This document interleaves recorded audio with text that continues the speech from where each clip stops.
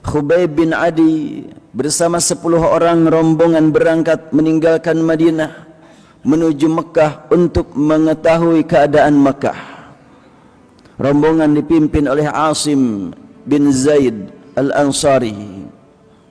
Sampai tiba di satu tempat sudah dekat ke Mekah bernama Al-Had'ah. Berita pun nyampe kepada musyrikin Quraisy. Maka dengan segera musyrikin Quraisy mengirimkan pasukan ahli panah hampir mencapai 200 orang untuk mengepung 10 orang sahabat yang melaksanakan tugas suci dari Rasulullah SAW. Menurut satu riwayat untuk menyebarkan ajaran Allah, terlepas permintaan itu benar ataukah memang tipu daya. Namun ternyata setelahnya tiba di tempat tersebut, dikepunglah oleh hampir 200 orang pasukan panah. Asim sebagai pemimpin yang diangkat Rasulullah memutuskan untuk segera naik ke bukit. Maka naiklah semuanya ke bukit.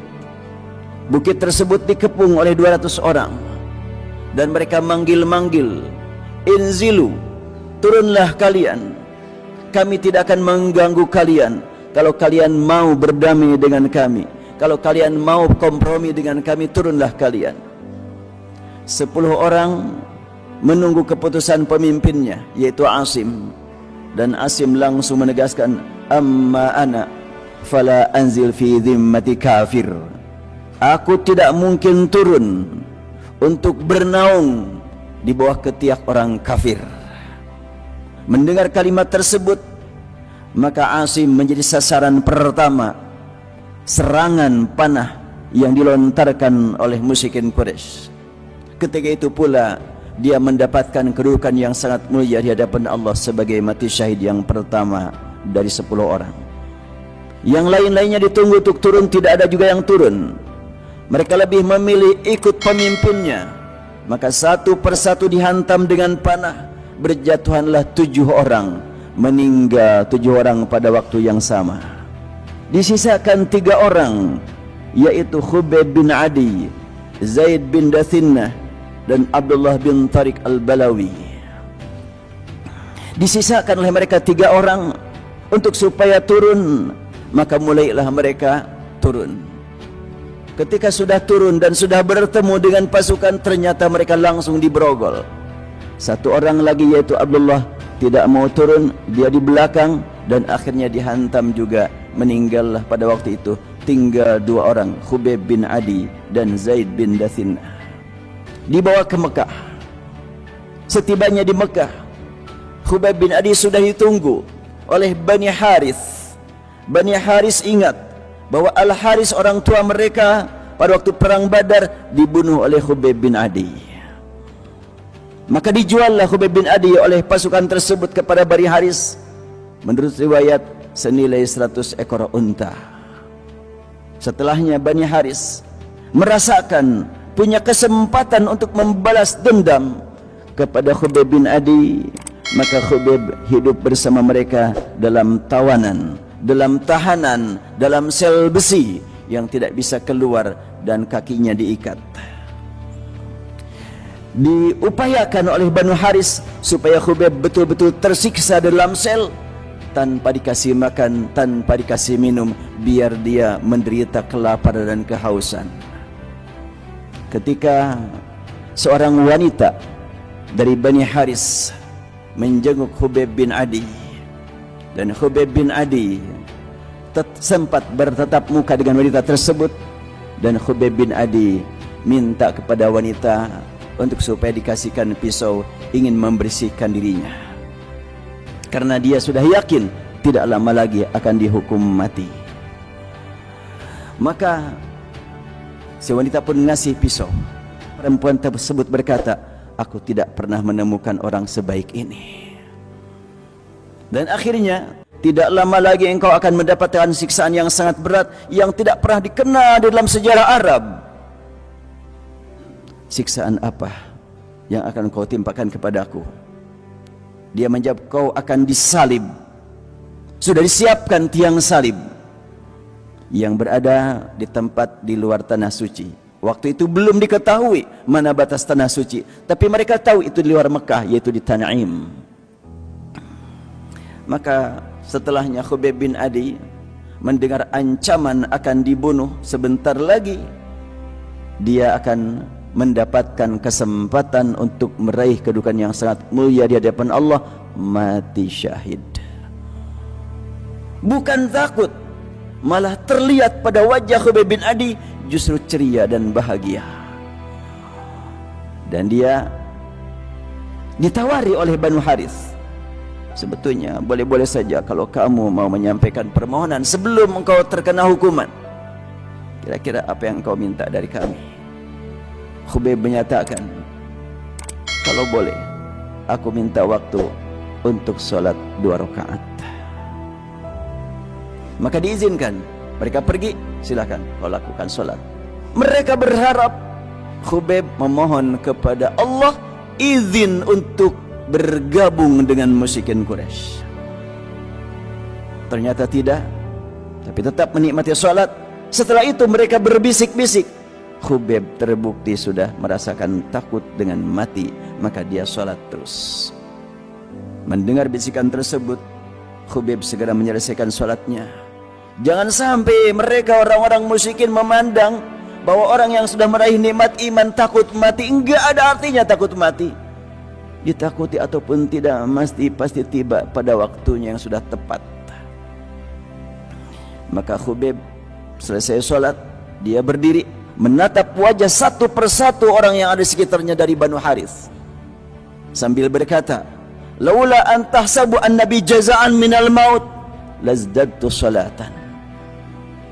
Kalau sekiranya kalian tidak mengira aku takut mati, akan kulanjutkan sholat. Aku sedang menikmati komunikasi dengan Zat yang maha agung, yang maha tinggi, yang maha besar. Apalah artinya takut mati? Justru kalau aku mati sekarang, aku akan mendapatkan kedudukan yang sangat mulia, dan engkau semuanya akan mati juga, dan akan mendapatkan kehinaan yang tiada hingganya. Akhirnya dia berkata, Allahumma ahsi madada waqtulhum badada. Ya Allah, hancurkan mereka dengan sekejap saja. Bagaimanapun banyaknya mereka, sangat lemah di hadapan engkau ya Allah. Maka mendengar kalimat itu, Banu Harith sudah semakin meningkat marahnya. Maka dibawalah Khubayb bin Adi ke tempat di mana salib sudah tersedia. Diperlihatkanlah, inilah salib. Engkau akan menderita di salib ini. Khubayb menatap wajah orang kafir dengan begitu tenang. Yang terlihat oleh Khubayb bukan salib, tapi di balik salib ada rahmat Allah, ada ampunan Allah, ada ridha Allah, ada kedudukan yang sangat tinggi. Itulah nikmatnya iman. Sehingga dalam kondisi yang sangat mencekam menurut ukuran kita, justru Khubayb sempat menggubah syair. Ini menggambarkan betapa tenangnya dia.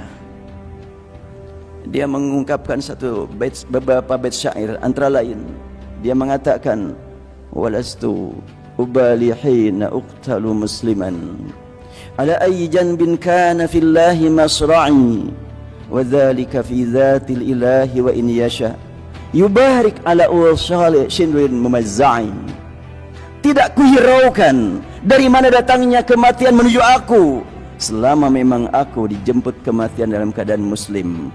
Dan dengan adanya tiang salib yang sudah menunggu aku, yakin curahan barokah akan tercurah pada diriku. Mendengar kalimat ini, semakin meningkat, semakin memuncak marahnya Banu Harith. Segera dia bunuh. Setelahnya direncanakan untuk dibunuh, masih mau bertanya juga untuk mencemoohkan Khubayb bin Adi. Mereka berkata, wahai Khubayb, masih aku berikan kesempatan kepada kamu. Kalau kamu mau merubah sikap, siap bergabung dengan kami, caranya gampang.